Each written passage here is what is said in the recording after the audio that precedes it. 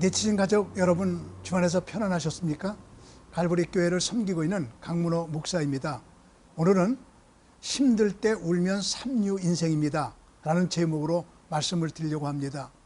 너무 힘들어서 어떻게 해야 될지 몰라 쩔쩔매는 경험을 한 적이 있나요? 사업을 하다가 너무 고통스러워 외국으로 도망가고 싶다고 말한 이의 고백도 들었습니다. 심지어는 자살로 몰고 가는 사람도 있었습니다. 누구나 살아가다 보면 힘들 때가 종종 있습니다. 그러나 힘들 때 우는 사람은 삼류 인생입니다. 힘들 때 참으면 이류 인생입니다. 힘들 때 도피하면 사류 인생입니다. 힘들 때 도전하는 사람이 인류 인생입니다. 연속극 가운데 시크릿 가든이라는 프로그램이 있었지요. 우리나라 평균 시청률 30%를 기록한 인기 프로그램이었습니다. 작가는 김은숙입니다. 그는 꿈의 사람입니다. 어린 시절 너무나 가난했습니다. 책 살 돈이 없었습니다. 드라마로 유명하여 지기 시작하기 직전만 하여도 30만 원 월세방에서 살았습니다. 학원에서 강사로 아르바이트하면서 근근히 살았습니다. 그러나 그는 가게에 작가의 꿈을 포기하지 않았습니다. 너무나 가난하여 새우깡 한 봉지로 3일 먹은 적도 있었습니다.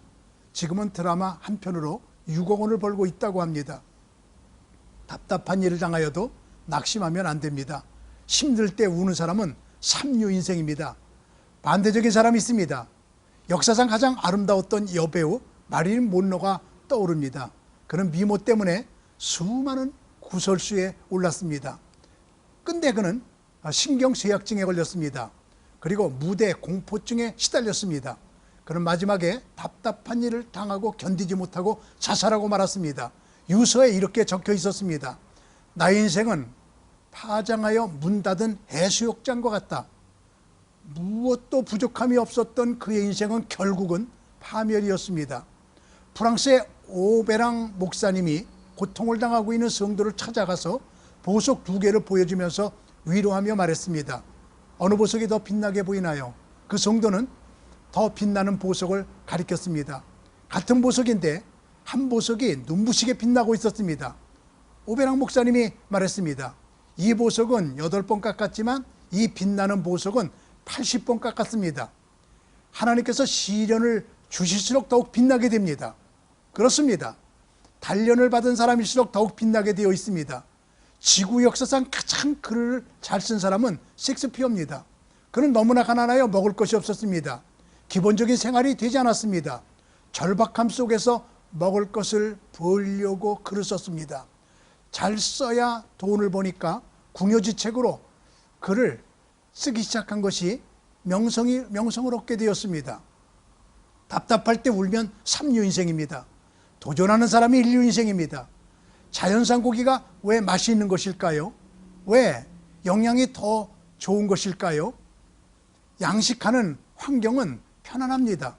그래서 양식하는 고기는 순합니다. 자연산으로 자란 고기들은 세찬 파도 속에서 자랐습니다.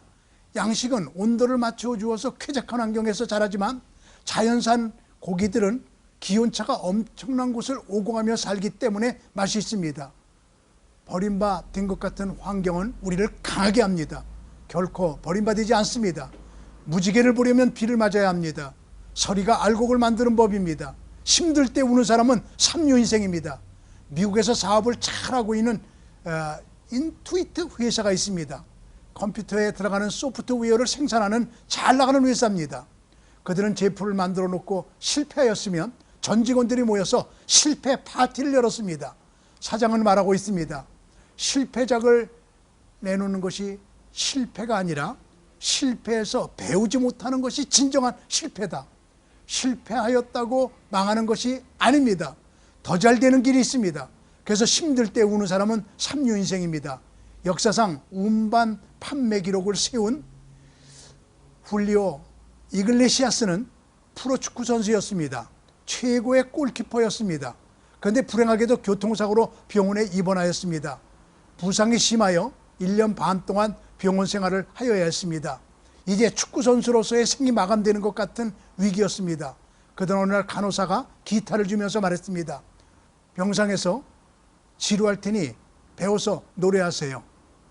그는 노래에 전혀 관심이 없었던 가수였습니다. 그는 병상에서 기타를 배웠습니다. 작곡도 배웠습니다. 자기가 직접 작곡하여 부르기 시작했습니다. 잠재되어 있던 소질이 개발되기 시작했습니다. 구슬프고 감미로운 노래를 작곡했습니다. 직접 불렀습니다. 세계에서 가장 많은 음반이 팔려나가게 되었습니다. 힘들 때 울면 삼류 인생입니다. 감사합니다. 다음 시간에 또 뵙겠습니다.